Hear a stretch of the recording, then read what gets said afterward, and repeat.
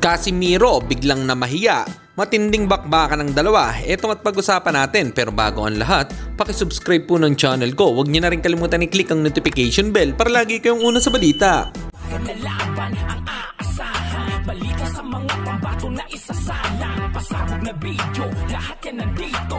Nino Cruz TV ang iyong paborito. Pag-usapan nga po natin mga kaboxing, current Unified Light Heavyweight Champion Artur Beterbiev ay lalaban ngayong October 13, 2024. Mga kalaban ni Artur Beterbiev ang kaparehong undefeated at Unified Light Heavyweight Champion na si Dimitri Bivol. Gaganapin ang kanilang bakbakan sa Kingdom Arena, Saudi Arabia. Magiging maganda nga ang ating mapapanood dahil parehas elite fighter ang dalawa.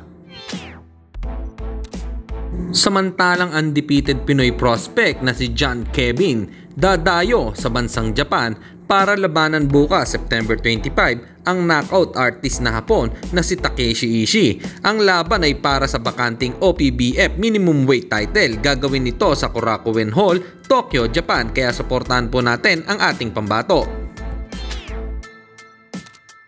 At sa kabilang balita naman tayo mga kaboxing.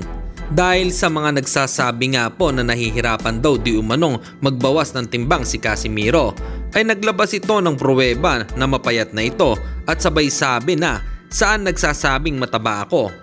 At may pahabol pa itong sinabi habang nakaplex ay huwag magsyadong mabilis maniwala sa mga naririnig mo dahil mas mabilis kumalat ang kasinungalingan kesa sa katotohanan. Ano po ang masasabi nyo dito mga kaboxing? Comment lang kayo sa ibaba. Hanggang dito na lang muna ang ating balita. Dito na lang ang aking boxing news report.